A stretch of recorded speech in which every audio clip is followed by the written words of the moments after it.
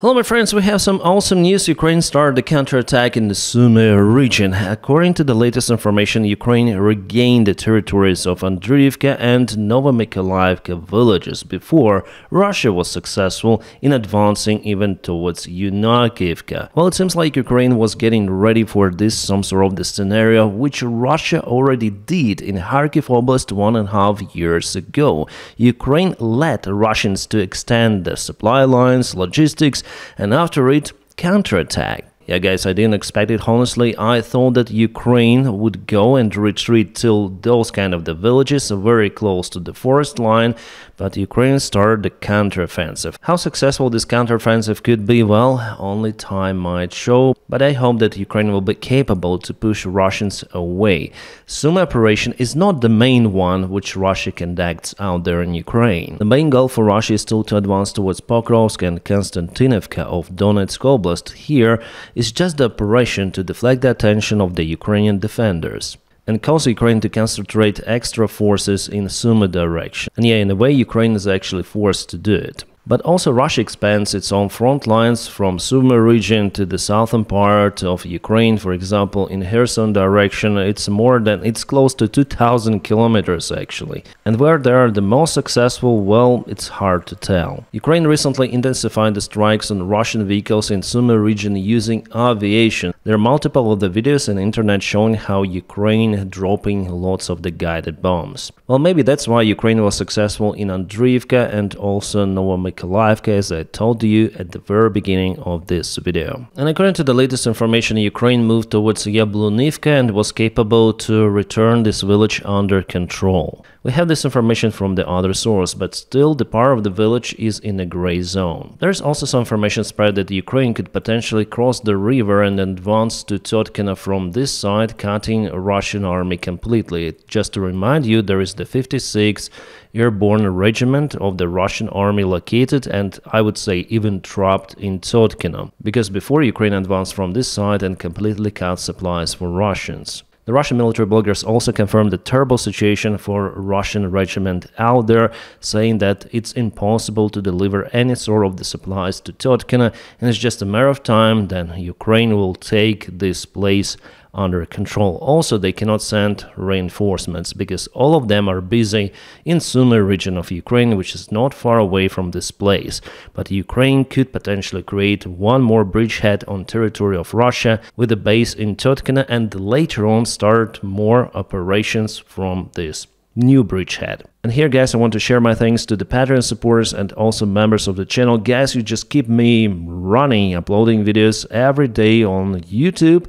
And thank you so much for maintaining my motivation, especially then I have some of the issues with monetization on the channel because, you know, the content I give doesn't always fit the policy, even though I try very hard to censor it sometimes. But yeah, we have what we have, and thanks for you, I'm still here. And guys, if you don't have the opportunity to support me financially, just press your huge like to this video and also subscribe for the channel, because that is how you propel it out there in YouTube and also in the internet. Thank you so much. Awesome, this is the Ukrainian looted drone flying in Belgorod Oblast of Russia, and yesterday night Ukraine hit lots of the Russian new facilities. Ukraine hit a powder factory in Tambov, Russian Federation. It was kind of the big one. They really produced lots of the powder for the artillery shells and lots of the other military stuff in Russian army. Yeah, published multiple of the videos. The secondary detonation was also reported from the place by the eyewitnesses. And they post those videos on their local groups, and that's how we know this information that was shared in internet. This factory was really important for Russia back in 2023. Medvedev, you know probably who is he, yeah, Russian official alcoholic and ex-Russian president. He visited lots of the factories, including the Tambov one, and said that that factory is really important for production of the shells. Those factories are really important because they mix the parts of the components of the powder, which is also coming from China. China increased the production of the key gunpowder components to Russia, meeting over half of the military demand for Russia in 2024. And this year they want to increase the import, so China really helps Russia a lot. Not just North Korea, not just Iran, but China. China maintains not just the Russian military, but also the Russian economy. Before the full-scale war, Russia was oriented to sell everything to European Union, mostly, and China was just a part of their export. It was just a little bit more than Italy, for example, but now China takes the vast part of the Russian export. That's why I think that China benefits from the war happening between Russia and Ukraine, because they receive fossil fuels for the very low prices. Nevertheless, there was the report published by the Russian intelligence FSB service, ex-KGB, let's say. Somehow it went public. The report was done the last year, where Russian FSB calls China an enemy in secret memo. New York Times reported about it, and they got this report from the open sources out there in Russia. Now they're closed, but the report is out there. Russia sees really China as the possible enemy. And for China, yeah, it's actually a golden time. Then Russia is very busy in Ukraine with its military. Russia moved most of the air defense components to the west. The Russian bombers are being under attack by Ukrainian FPV drones. The far east of Russia, I would say, is pretty much naked from the military perspective. But again, for China, I don't think that it's profitable to start the war with Russia. Nevertheless, China renames some of the Russian cities on the far east in China names in their official documents, because they thought that those lands belong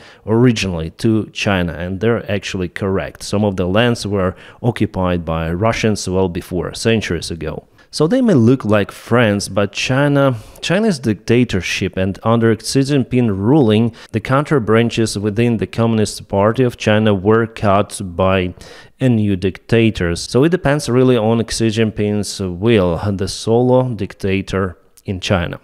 By the way, as everything in Russia depends on this guy, Putin. Alright guys, not just the powder factory was hit out there in Russia, but I have just received the information about the Ukrainian drone strike happened some time ago on May 28th. So how far is it? Like 2 weeks ago? Well, it wasn't reported before, but Ukraine hit Dubna, Moscow Oblast. Dubna, I guess it's the town or something like that. Here you can see the factory building of the Raduga Design Bureau, which manufactures Ha-101 cruise missiles, which Russia uses on their strategic bombers to hit Ukrainian infrastructure and civilian facilities, civilian buildings. The image comes from the Dnipro OSINT Analytics, and I would say that judging on the picture, it looks like legit image with the real holes in the roof of this factory. Russia is producing Ha-101 missiles, but kind of slowly. Well, this strike could potentially slow down the production even more. So absolutely great information we obtained after some time. You know, we have the evidence, which is absolutely great. Alright, what is also important that Ukraine hit the Russian command headquarters out there in the Kursk region of the Russian Federation. There was the command of the Russian paratroop division together with infantry. It is crazy, guys.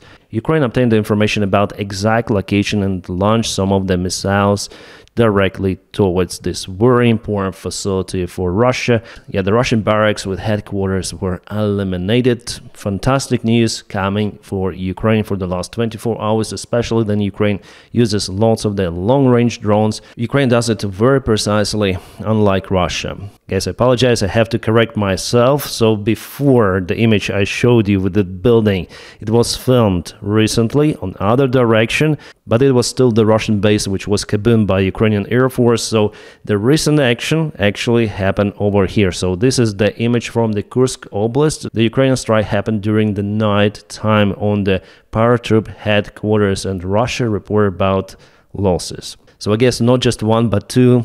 Anyways, the news are good. And one more kaboom happened in Russia. This is Engels. Engels is a very famous place. A lot of Engels, the place for the Russian military base, strategic aviation, and the jet fuel storage that was hit there recently. And here is the facility that is used to repair some of the Russian spare parts, like engines, mostly diesel engines. So it is also working for the Russian Defense Ministry, or at least used to work. However, we have 2 of the kabooms reported, and on this image I may see 2. Still waiting for the clarification and more information about the case and kabooms which happened in angles. And yeah, for the last night, Ukraine also was attacked by the Russian drones, but the recent attack was not that massive compared to the previous night. Oh boy, not so good news, I would say. United States preparing to evacuate embassy in Iraq over security risks, sources say. We have this information from Reuters, and not only. Also, security measures are being reinforced in all of the Middle Eastern American bases. Plus, we have the information from different media that Israel, after all, plans the strikes on infrastructure of Iran, mostly used to create an enriched uranium. Well guys, we'll see how it goes. Actually, this potential war could be kind of profitable for Russia because the focus from Ukrainian war will be displaced, plus the oil prices would just skyrocket. United States will be busy with Middle East issues. Russia will have more profit and they will follow their previous strategy actually in Ukraine, which in this case could be more success. So for Ukraine, this potential war is absolutely not profitable. I think it's not profitable for anyone, but it seems like Israel is looking for this scenario very seriously because they don't have the other options of how to cancel Iranian nuclear program. Well, there was the option with Barack Obama and the big Iranian nuclear deal, but Donald Trump just exited it, and there is no option like that any longer. The deal which Donald Trump proposes is not working. Trump just angrily stated that he doesn't recognize Iran. He is very disappointed with Iran because Iran, no matter on the pressure, still wants to obtain nukes. And if we put a crazy Iranian regime aside just for a moment, it is normal. Like Ukrainian experience shows that only nuclear weaponry is the robust security guarantee, nothing more. Yeah, sadly, dictator regimes like in North Korea, like in Iran, they are obtaining nukes, not democratic countries. Then Poland asks for deploying nukes on its territory, United States nukes. Donald Trump answered no. Alright, we have one more evidence that Putin is not going to over the war in Ukraine. No, he is not willing to stop. In his recent address during the meeting with some of the Russian officials, he stated that Russian army should be increased in size, especially the ground forces. And Россия должна кратно нарастить возможности, so Russia should increase its military capabilities of the ground forces by several of the times. Is it really possible for Russia to achieve? Well, only in case Putin announces a new massive mobilization of Russian men into the army. There are less and less volunteers coming. Well, for now they are coming at least because of the poverty in Russia, but it's not the infinite resource, especially when Putin wants to increase the size of the army. It means that probably he's not just interested in Ukraine, but he might perform some of the special military operation, as many say, in Baltics. We have the info from German intelligence chief who warns that Russia may doubt NATO 5th article. Russia could use a little green man in Estonia. Well, I guess Estonia or Latvia are very profitable for Russia because, first of all, the size of the country, the very low population, and still they have some ethnical Russians, so Russia may deploy their forces in one or other way, saying that those are the local resistance groups of Russians who fight against humiliation Nazi laws of Estonia, for example. They want to have their full rights to speak Russian, to have everything in Russian. They want to put Lenin monuments back and so on. So it could be like Crimean scenario. Then Russia officially wouldn't deploy their forces with their marking signs, flags and so on, but they may say that those are the local resistance groups. They got the weaponry from elsewhere, you know. That's what they say, that they deploy their forces in Crimea, in Donbass as well. Then this is the local resistance, you know, those kind of the separatists who are just pro-Russian. They're our friends, but it's not our army. So Estonia is over here, and Narva region is partially Russian speaking, with some of the ethnical Russians as well as in Latvia. About Lithuania, well, I have great doubts because recently Germany deployed their forces out there. So potentially Russia may perform this kind of the provocation even now with their forces deployed in Ukraine. They may take part of their forces, several of the battalions which are capable to operate with the drones, and unfortunately NATO countries are still not that advanced in using drones, and with the help of those battalions Russia may strike the territories, military bases, and Russia needs the access to the Gulf of Finland, to the Baltics, because it's like the internal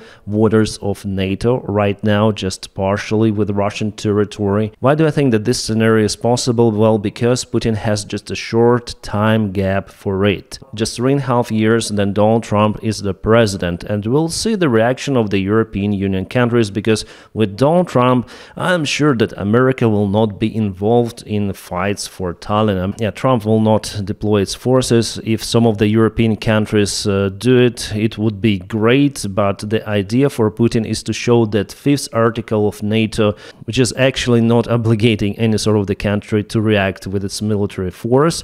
You may open and read it yourself.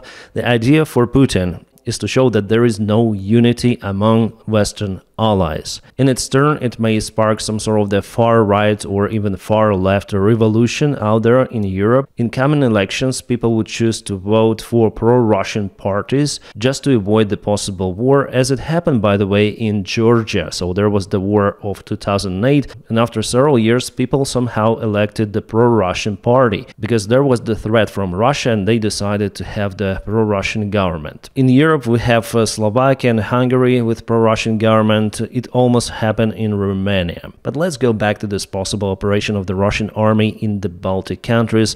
It also carries huge risks for Russia, because if Europe shows its solidarity and will send its forces, like many countries will send the forces to protect Estonia, Latvia and Lithuania from the possible intervention, well, in this case, Russia would lose a lot, and those parties, pro-Russian parties, would also lose. And also there is the great threat for the Russian Kaliningrad, which is the remote territory of Russia. Russia may only reach it with a military action through Suwalki corridor, but this territory is easily conquered by nearby allies, especially Poland. But nevertheless, I think that Putin could try the new dvizhucha, new action, because he's getting old and he understands that he wants to get to the history, not just with Ukraine, but with the restoring of the ex-Soviet Union. And those countries used to be in the Soviet Union, as well as the Eastern European countries were under the huge influence of the USSR. Putin also looks at Finland because it was the part of the Russian Empire. So yeah, we should expect any sort of the scenario and listen to German intelligence, especially chief of the German intelligence. Alright, Trump gives Putin 2 weeks for action on Ukraine. 2 weeks has already expired. Did Donald Trump say something new or somehow acted on Putin? No, those were just one more 2 weeks. Donald Trump is just an idiot, and under his ruling, I do not expect anything good for anyone, for the United States including. Even Besant says that America may face the worst economic crisis since 2008 because of the budget and debt issues. It could happen as soon as this summer. Fantastic job done by the Donald Trump's administration. Absolutely fantastic. The golden age is here. Here guys, just for love, post from Elon Musk. I regret some of my posts about President Donald Trump last week. They went too far.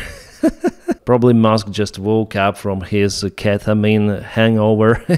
Yeah, the richest man out there, should we call him Mako? Musk always chickens out. Taco Mako, you know, that's the modern day United States politics. And yeah, about America and their LA demonstrations, today I watched some of the videos from the place. Everything is quite peaceful for now, and yeah, I just keep my previous opinion about what is happening out there. Trump wants to escalate to provide his dictatorship elsewhere, including democratic states. But as always, with all of his crazy ideas, he will just lose. I'm sure about it, because he is incompetent idiot. Alright my friends, and now please don't forget to press your huge like to this video. By doing so you help me a lot, and also subscribe for the channel, because that is how you boost it around YouTube. Thank you so much for it. I wish you all a peaceful sky wherever you are, and have a great time.